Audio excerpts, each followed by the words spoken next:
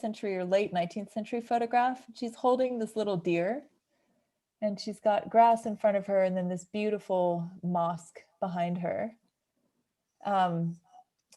So this was a bit more of a wild card, and in just reflecting and feeling into what this could have to say to this topic, I think one really important piece of it is beauty.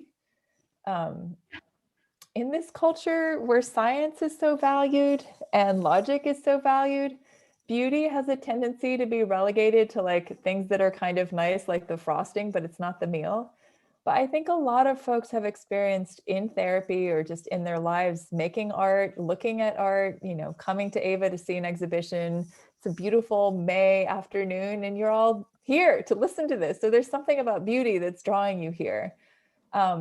I think this card is here to remind me to talk about beauty and the importance of that. You know, when you're feeling low, when you're feeling isolated, when you're feeling anxious, when you're grieving, when you're struggling with habits that you don't like or don't understand or feel ashamed of, to be able to be in contact with beauty is important. And working with an art making practice, whether you're in therapy or not in therapy, can help. And then I think there's also something about this way that this woman is holding this little deer that also feels like an important part of what can happen in therapy on many different levels. There's the quality of learning how to value your own experience and your own stories. That's important, you know, holding that as a little deer. Learning how to recognize the parts of yourself that have been untethered or sent away and find a way to bring them back and hold to them.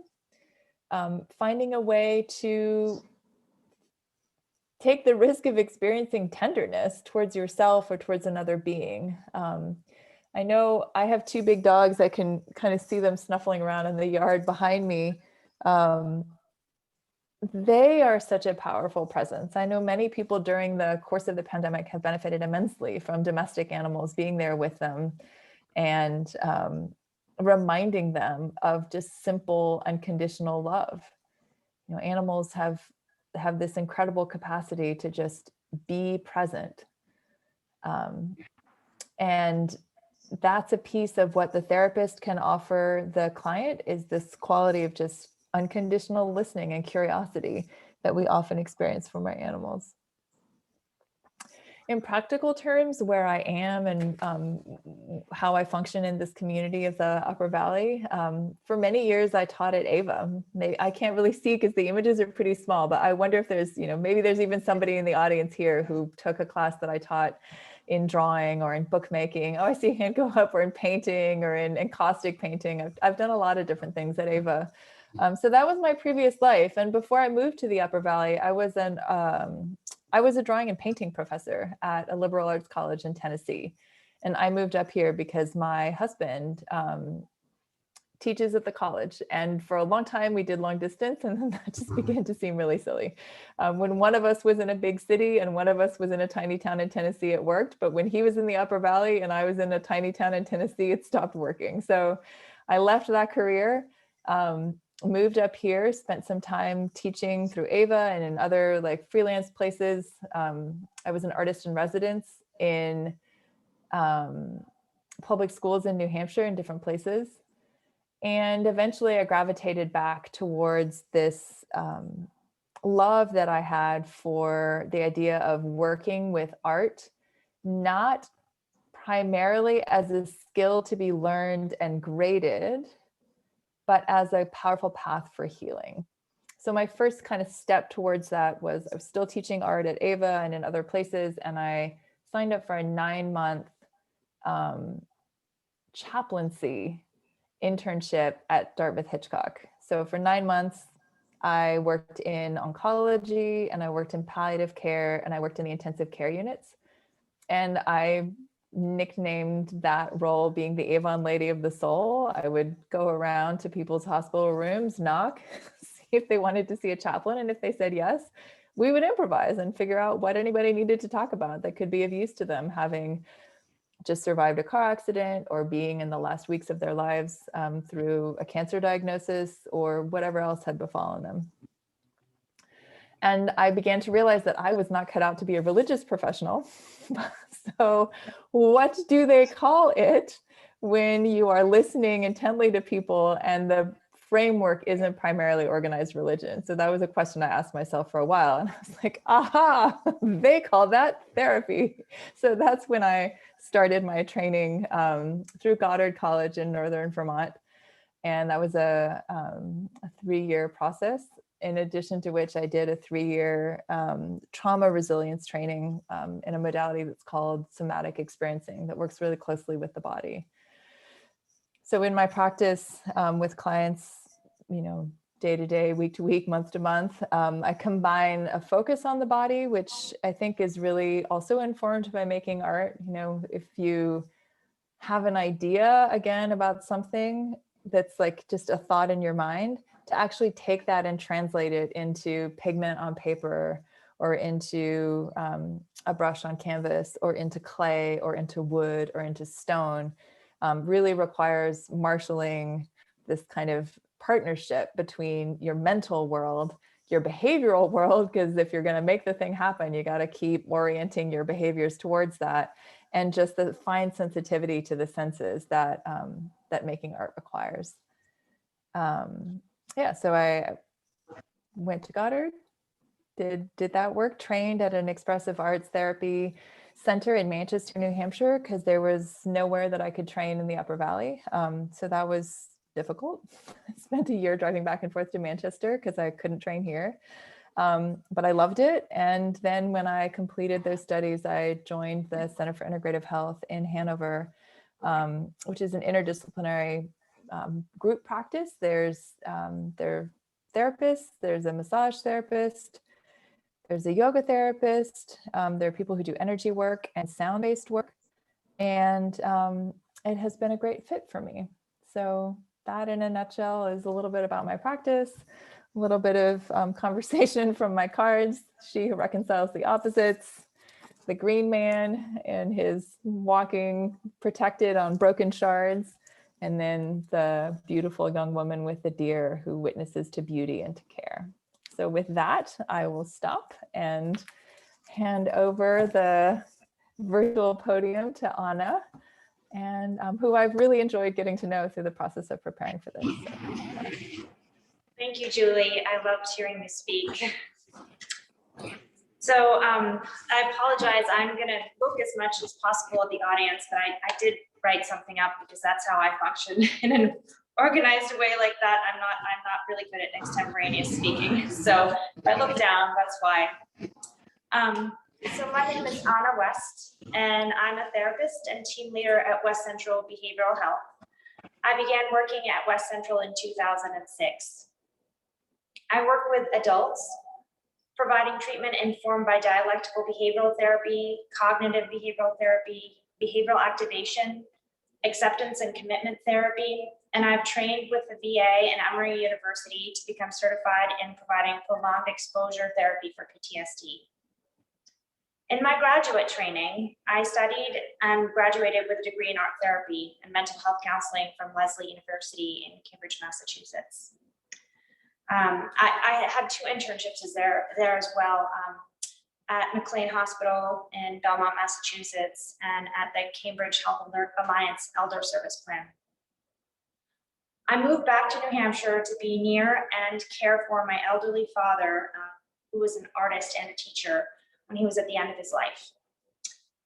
Due to the rural nature of this area, which was even more rural in 2006, as Julie spoke to, it's very difficult to find a registered art therapist to be supervised by and to also find work in art therapy. So I was unable to pursue that career. However, I was fortunate enough to obtain a job at West Central Behavioral Health on their enhanced care team, where I received phenomenal training in evidence-based practices. I want to be clear that while I studied art therapy in graduate school and completed internships in art therapy, I'm not an art therapist and I do not practice art therapy. In my therapeutic work, one of the things that I do is to help people assess their values, and if art and creativity feel like something they value now, or they valued in the past, I help them explore how engaging or re-engaging with activities related to these values can help bring more richness and meaning into their lives and counteract symptoms like anxiety and depression. I also believe strongly in helping clients to connect with wonderful community resources. Before the pandemic, when I was meeting with people in the office, conversations about art were often prompted by the art collection I have in my office, which includes work I've collected over many years from Ava Artists, Two Rivers Printmaking Studio, Lampscapes in White River Junction, Tariki Studio, and other talented local artists.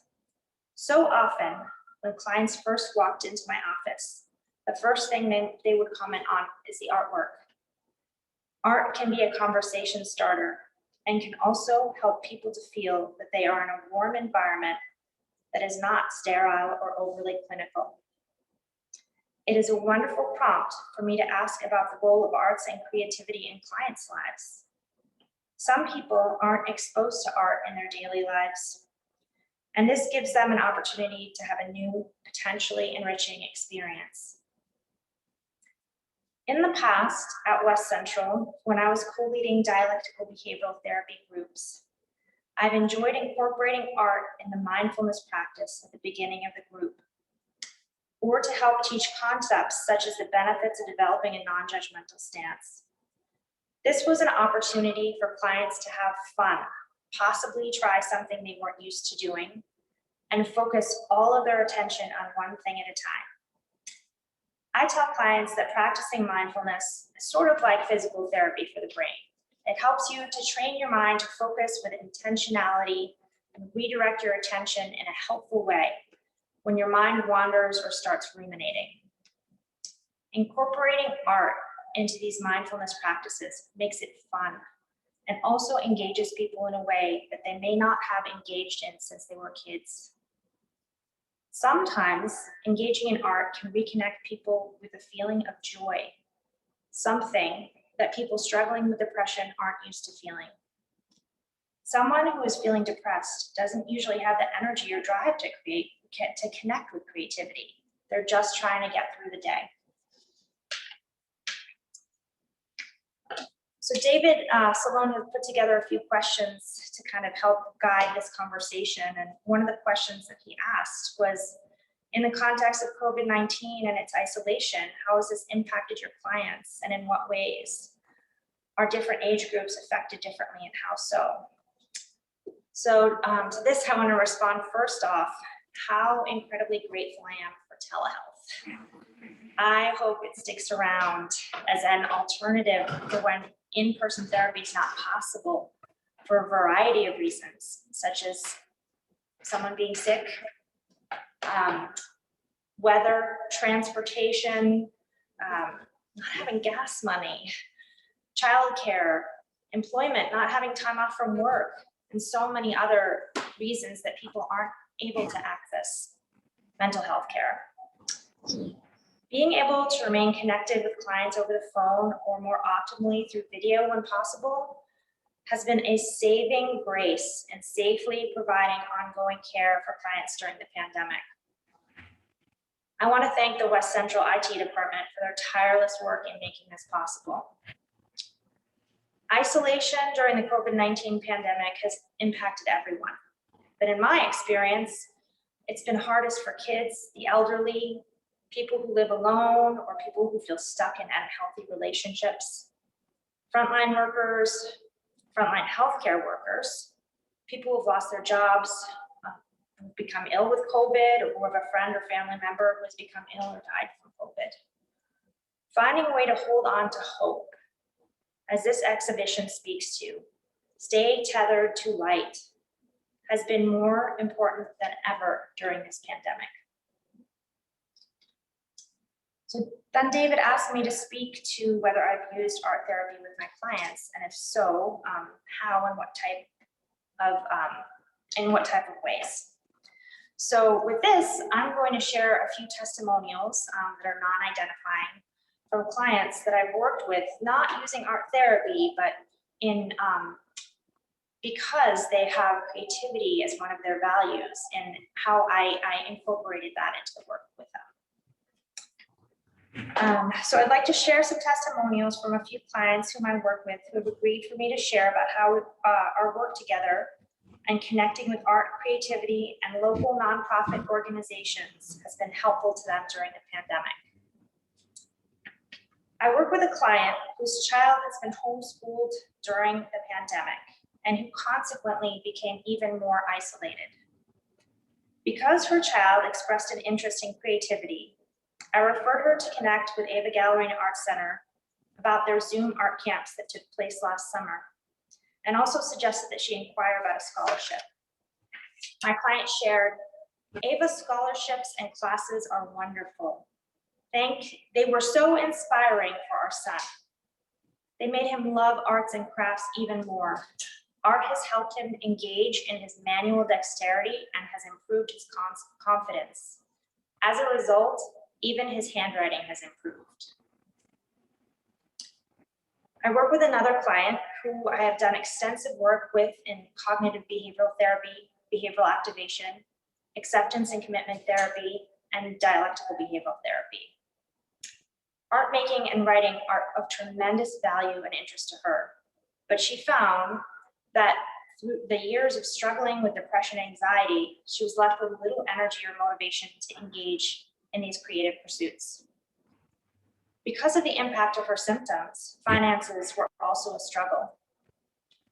WISE, Women's Supportive Services, offers a writing group facilitated by Joni Cole, the founder of the Writers Center in White River Junction, and also an art group that is facilitated by Deb Steele, a local artist and art therapist. These groups are free of charge. During the pandemic, WISE began offering these groups via Zoom. The group materials are free and available for pickup. My client shares, WISE art groups are so uplifting.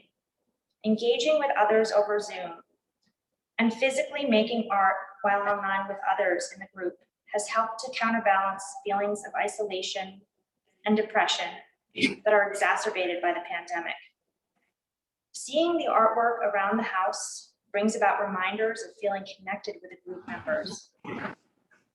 WISE writing groups helps you get in touch with yourself and your thoughts. We write privately, but at the same time as a group, the sharing is the best part. Getting to listen to each other's thoughts, non-judgmentally, hearing each other's struggles. We uplift each other and are gentle and supportive without any critiques. It's so uplifting.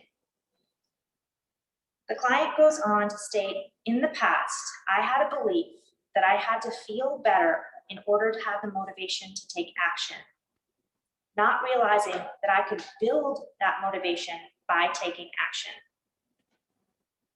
I thought I had to wait to feel right to be able to do things. I would wake up and feel bad, and I wouldn't do the things I needed to do. I worked on behavioral activation with my therapist. In working on behavioral activation with my therapist, I started acting on a plan with goals connected to my values, regardless of my mood. In art and writing, I've now realized that engaging in arts, crafts, and writing creates a better mood and creates a feeling of creativity. I no longer wait until I feel like doing something. I learned these concepts in behavioral activation and acceptance and commitment therapy. I'm now learning DBT, dialectical behavioral therapy, and the concept that I can build a life worth living even during a pandemic. I've also been more able to identify how my prior patterns of avoidance were creating more problems in my life. Behavioral activation is about avoiding in a systematic and planful way. In DBT, we talk about apparently irrelevant or unimportant behaviors that keep you avoiding, and they justify avoiding. Mood change follows behavior. Act from a plan, not from your negative mood. And this can change your mood. Go to class, even if you don't feel like it. That in and of itself can change your mood through your action. If you fully engage in the present moment, You also need distress tolerance skills to build your tolerance of the hard work of learning a new skill. And that eventually results in feelings of competency, mastery, and joy. Another client I worked with states that we first worked on cognitive behavioral therapy and then acceptance and commitment therapy and behavioral activation to assess and connect with my values and act more in accordance with those values, despite how I felt mood-wise and in spite of my anxious and self-critical thoughts. Creativity is a value to me in and of itself. During COVID, I wrote 60 poems in 60 days as a personal self-challenge and started sharing some of those poems with others. Writing was something I enjoyed in the past, but I did not engage in writing when I was more depressed. And I also did not have enough self-confidence to share my writing in the past. Sharing my writing is a new risk that I've taken, and I find it really empowering. Taking nature photography is a brand new thing I started to engage in during the pandemic. While walking to work, I started to notice how many beautiful things I saw outside in nature, and I thought, my friends need to see this. Taking nature photography has incentivized engaging in exercise and being outdoors more. It has added an element of joy to the exercise. I started taking photos of nature and sharing them on social media with friend groups who largely lived in different states. This has helped me to connect more with friends and spark more conversation. This has helped me to feel like socially and creatively, I started to thrive in a year where other people were suffering socially because of the pandemic. So my role with these clients was to make them aware of local resources available to them and that connected with their values. I assist clients in getting connected with these resources and then encouraging them to maintain those connections. From a behavioral activation perspective, my role is like a non-judgmental coach, helping them with accountability and non-judgmental problem solving. So lastly, I have one more thing to share that's personal. I would like to share about the impact that Zoom art classes have had on my 7-year-old daughter, Vivienne, who has remote school during the pandemic. Though I do not work with children professionally, I'm privileged to be the mother of a creative and vibrant 7-year-old. Vivienne has remote school this year, in part because when she is with me, we live with my 77-year-old mother, who happens to be the former executive director of Ava Gallery and Art Center. Remote art making classes have provided an integral role in helping Vivienne feel less isolated and more connected with others, both children and adults, during the pandemic. Though remote school classes do provide an opportunity to connect socially and learn academically, there is the pressure of completing homework and receiving corrective feedback that is not a part of art camps or art after school classes. Vivienne participated in Ava summer camps in the summer of 2020, and throughout the school year has participated in virtual weekend and after school slime making camps through Slumo Institute based out of New York City. When I asked Vivi for a quote about how these classes have impacted her, she said, "They helped me when I wasn't seeing my friends, having fun and also feeling the joy of creativity. And they helped me not to feel so alone. They also helped me to watch less of the not very good shows." And when she says that, she's referring to those obnoxious YouTube videos that I'm sure many other parents can relate to their kids watching far too much of, especially during the pandemic. Ava summer camps gave Vivi the excitement of opening a giant box of art supplies and engaging in a class with a different art teacher each day, for an hour a day, 4 days a week, for numerous weeks over the summer. This came at a time when Vivi's school classes had little interactivity. So this truly was the first time she had regular connection with teachers and kids in real time. Vivi is a shy and sensitive girl, but over the course of these camps, her confidence grew, as did her skills. She felt more connected to the outside world. Vivi's father, Matthew, shared that Zoom provided a platform for programs at AVA to reach isolated children in their homes. These programs provided and continue to provide much needed creative art-related outlets to engage our children in ways that have been difficult to reach for parents.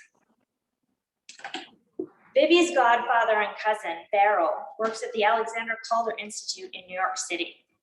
He knew that Vivi was really into slime. So for her 7th birthday last August, he sent her some super fancy slime that was part of a collaboration with Slumu Institute and an artist he knew named Catherine Bernhardt.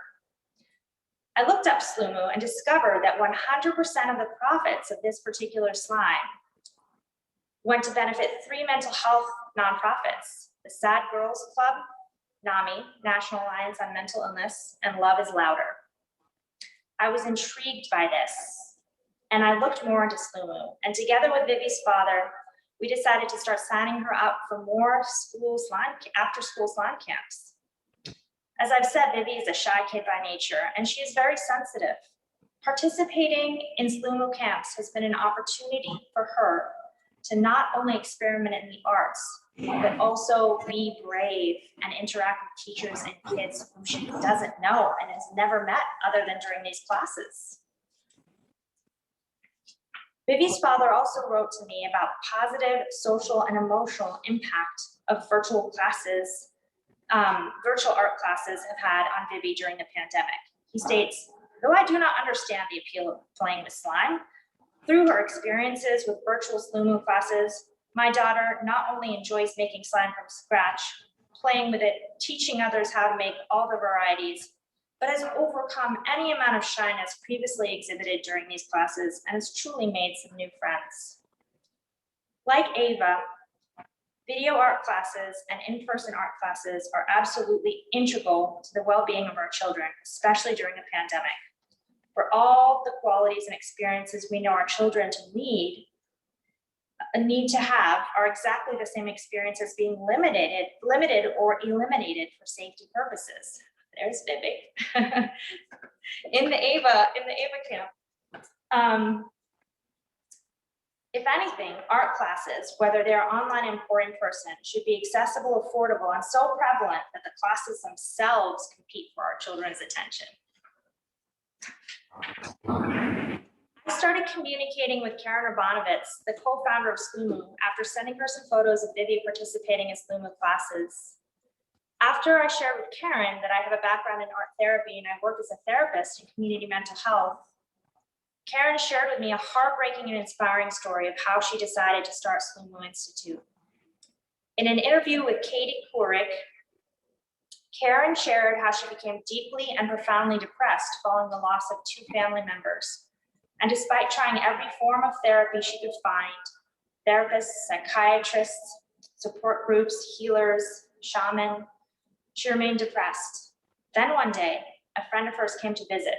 Her friend brought along her 10-year-old daughter, and her 10-year-old daughter brought along slime making supplies to keep her busy while the adults talked.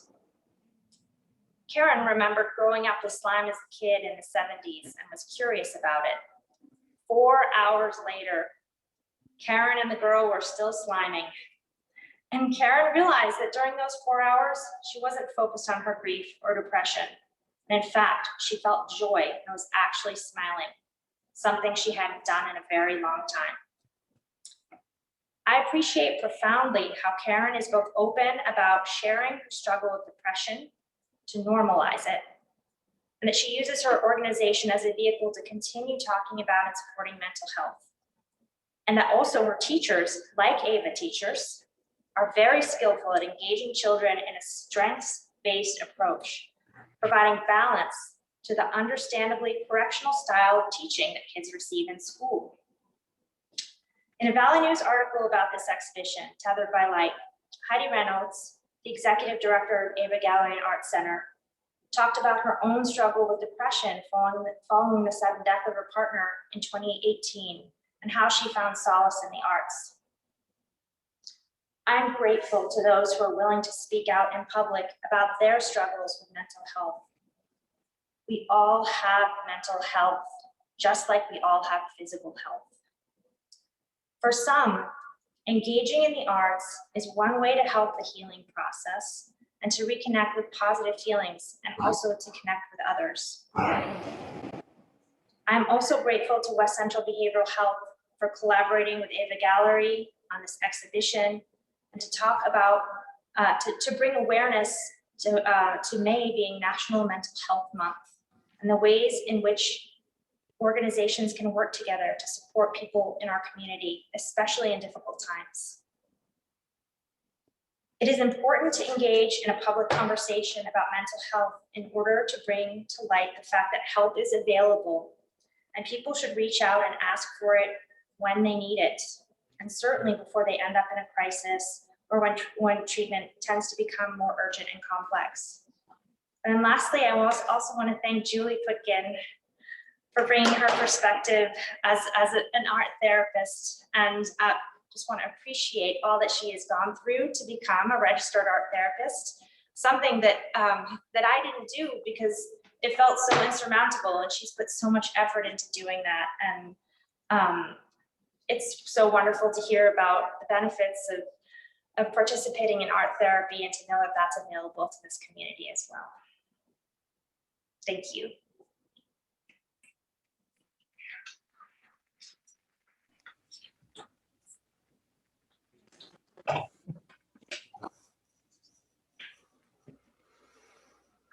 Julie, did you want to say anything more? Well, I'm curious, is there any way for questions to float forward in the 5 minutes that we have left? Absolutely, yeah. Oh, great. They can hear you, so if you have a question, raise your hand and you can ask. Julie, I just want to know, when you have your clients in the room with you, are you actively making art during therapy? Well, pre-COVID, when we were in the same room, yes, we were. So it really depends on what the client is working on and what they're curious to work with. So yeah, I have a magic cupboard full of art supplies, and oftentimes we'll create during the course of the session. During telehealth sessions, some of that has also happened, so the client will name whatever it is that they want to work on that day in the context of their treatment plan. And then, they'll take time to make whatever comes to mind, and we'll be curious about what they've made. And sometimes what they've made has a chance to speak from its own perspective. So yeah, definitely, that's a part of the model. And the soul collage work, these cards that I was talking from, I offer that, I do that with individual clients. I've also got a longstanding commitment to a fibromyalgia support group through the Department of Rheumatology at the hospital at DH. And that group meets monthly online, and we have time to make collages and then to speak from the collages. So yeah, definitely. And I offer other groups in Soul Collage that turns out to be a really great material for telehealth. Not everybody has tons of paintbrushes at home, but most people have piles of magazines, particularly during the pandemic, that they can top up, and a cereal box they can use as a support. Yeah.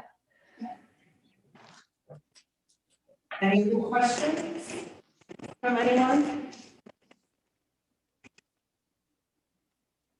Great. Well, I know that Dave was going to come back on because Dave is a student.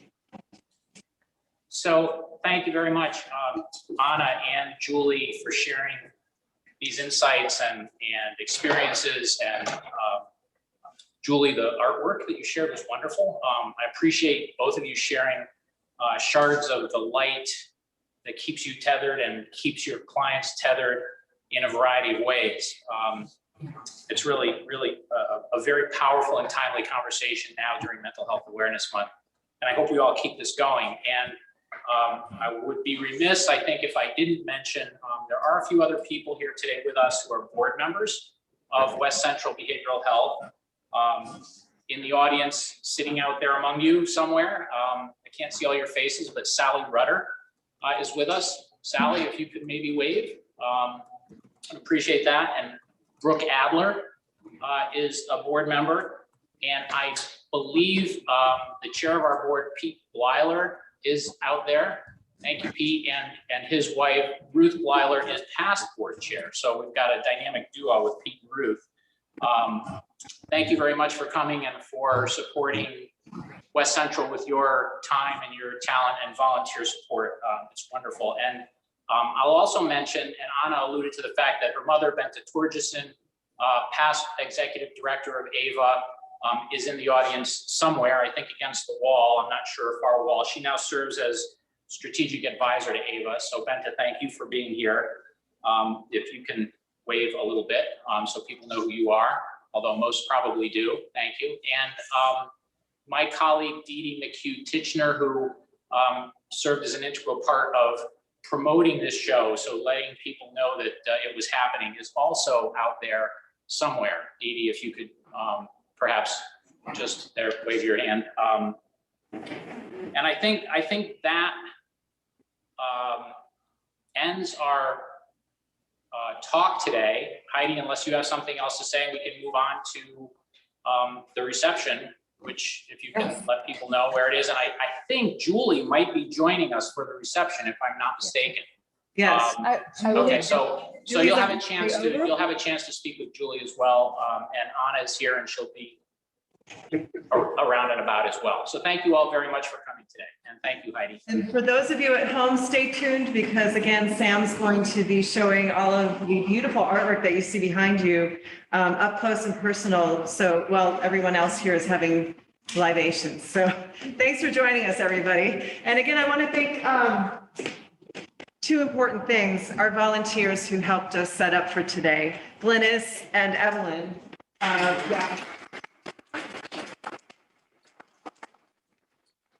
They're two of our most loyal supporters and volunteers, and we wouldn't be able to do half of what we do here at AVA without volunteer help, so we want to make sure that we thank them. All right, enjoy.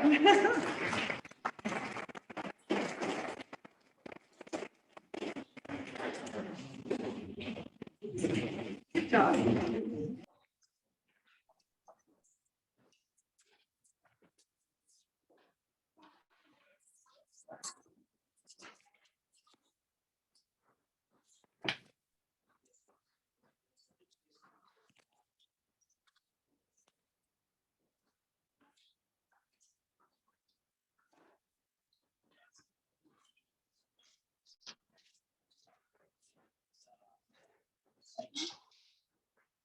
Sorry.